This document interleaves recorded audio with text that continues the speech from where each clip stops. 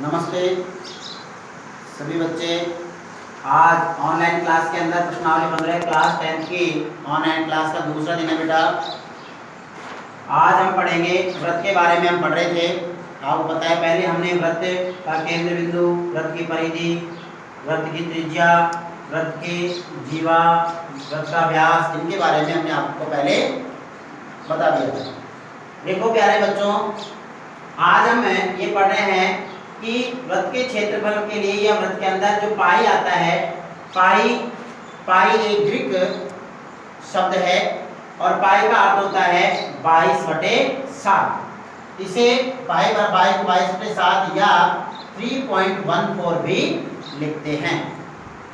पाई का मान होता है, अर्थात पाई का मान 22/7 आता है, वो किसी भी वृत्त की परिधि में यदि उसके व्यास का भाग दिया जाए तो इतना मान 22/7 उसका मान आता है।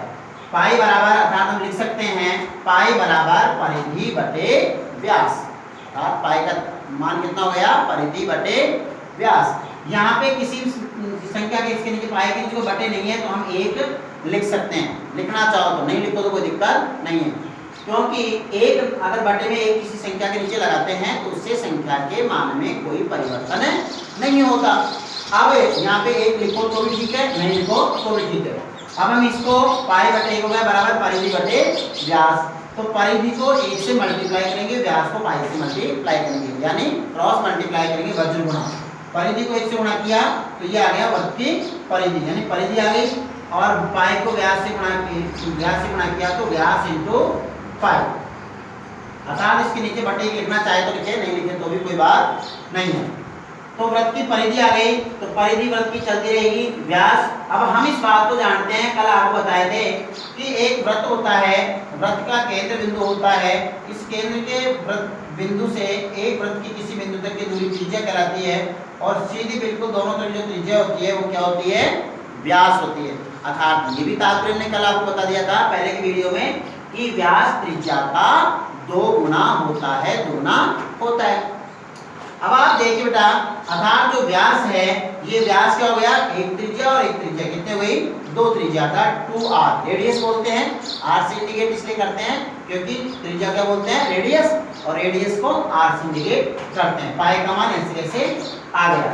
आगे देखो बेटा, परिधि बराबर है 2r, पाई को मल्टीप्लाई करेंगे तो क्या होगा? 2 पाई r। हमने आपको पहले भी खूब इस बातों को पढ़ाया है, बताया है कि 2 या 2 से अधिक बीजीय पद जो होते हैं, एबीसीडी के अक्षर होते हैं, उनके अंदर अगर कोई सब चिन्ह नहीं होता तो गुणा का चिन्ह माना जाता है। जैसे x, y, इनमें कोई चिन्ह नहीं है तो इनके बीच में किसका चिन्ह माना जाएगा? गुणा का। और गुणा के चिन्ह में यह आपको पता है कि 3 गुणा 5 लिखो तो भी 15 होगा, 5 गुणा 3 लिखेंगे तो भी 15 होगा।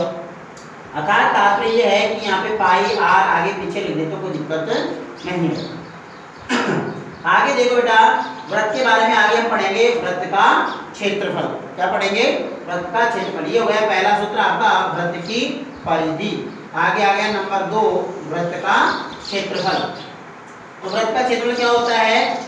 ये तो केवल मात्रक या इकाई शब्द लिखेंगे यहाँ पे, मात्रक या इकाई शब्द, यानी मीटर है तो केवल मीटर, सेंटीमीटर है तो सेंटीमीटर, जो भी हो मात्रक होगा उस मात्रक में। वृत्त का क्षेत्रफल क्या हो गया? पाई r स्क्वायर। क्या हो गया? पाई r स्क्वायर। अर्थात इसको लिखेंगे वर्ग इकाई मात्रक, क्योंकि किसी भी आकृति या वस्तु का क्षेत्रफल हमेशा वर्ग इकाई में लिखा जाता है।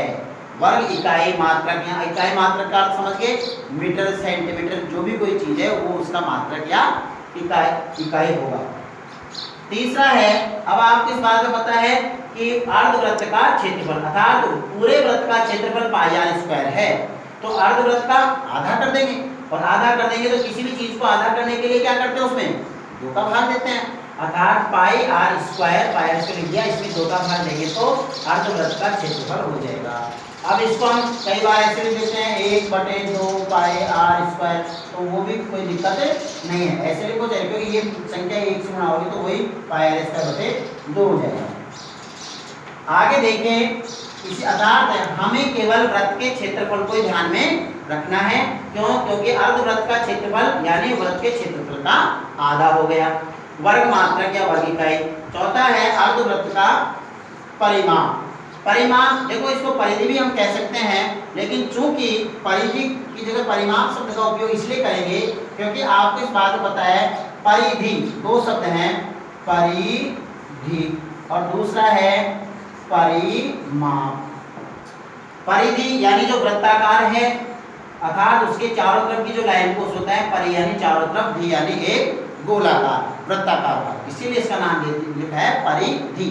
और परिमाप का समझ बेटा, परि प्लस माप, परि प्लस माप अर्थात तात्पर्य हो गया कि परि यानी चारों ओर और माप यानी माप, अर्थात किसी भी आकृति का चारों ओर की का माप या चारों ओर की सभी भुजाओं का माप क्या कहलाता है? योग परिमाप कहलाता है। नाम से पता लग रहा है परि प्लस माप, परिमाप, परि यानी चारों ओर, माप यानी माप, चारों ओर की भुजाओं का जो भी है उनका माप परिमाप होगा।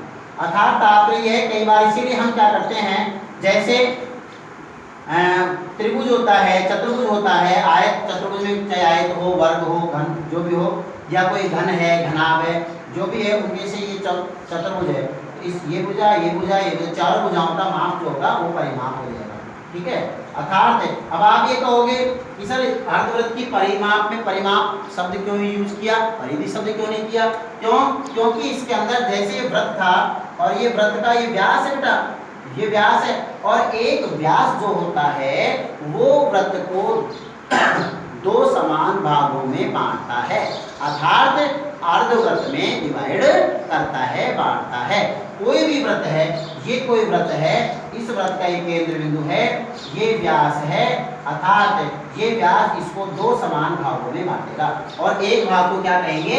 अर्धवृत्त कहेंगे। तो इसका ये नीचे का भाग मान लो हमने ये ले लिया, तो ये वाली परिधि तो चारों की लाइन थी ना, ये जिसे ये लाइन थी, ये तो परिधि का टुकड़ा हो गया, अर्थात वृत्त की परिमाप का मतलब ये टुकड़ा प्लस ऊपर की ये व्यास का टुकड़ा, ये भी तो जुड़ेगा नहीं जुड़ेगा उसके अंदर, इसीलिए ये जुड़ेगा। यहाँ पे तो नहीं जुड़ रहा था, ये वृत्त की परिधि में ये नहीं जुड़ रहा था, जिसके अंदर जुड़ेगा अर्धो है ना, आधा, अर्थात इसीलिए हमने इसे क्या कह दिया? परिमाप।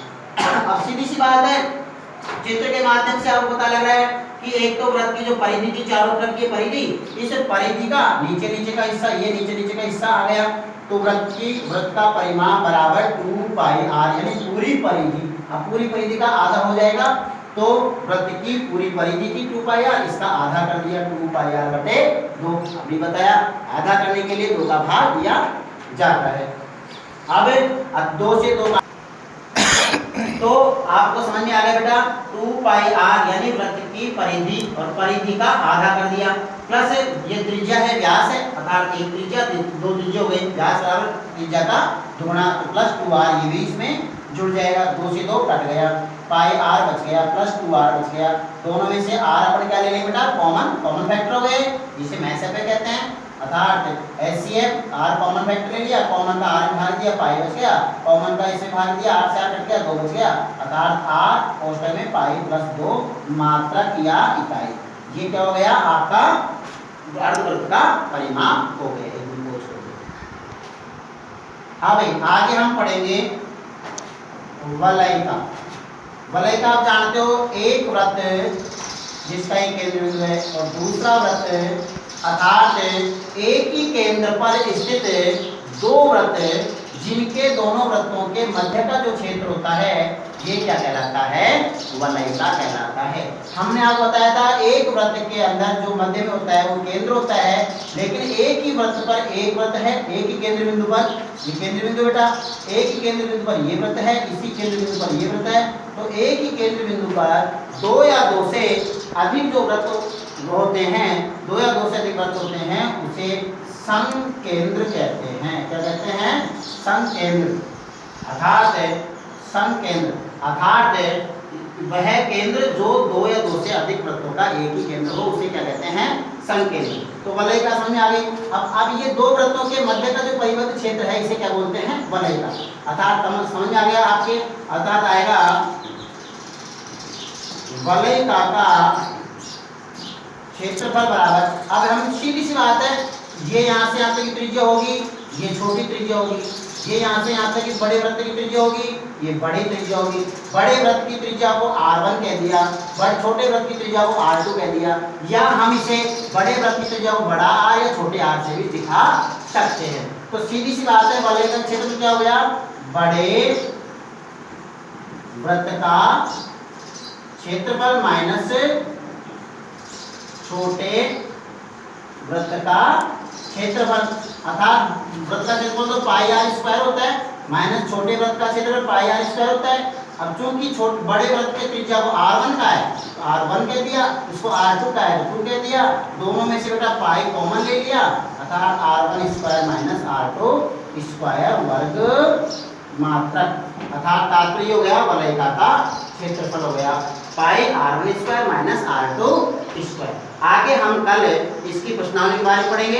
अगर बेटा आपको किसी प्रकार की दिक्कत आती है, यूट्यूब चैनल पे डालते हैं, यूट्यूब चैनल नहीं खुलता है, कोई दिक्कत आती है तो आप मेरे नंबर पे, जो आपको नंबर दिया हुआ है आपके पास है 94 14 900 307 900 इस मोबाइल नंबर पे आप संपर्क कर सकते हैं। सर हमारा यूट्यूब चैनल नहीं चल रहा, ये आपको पता नहीं लग रहा, रोज आपको नहीं मिले, रोज वीडियो के बारे में आप संपर्क कर सकते हैं, पूछ सकते हैं।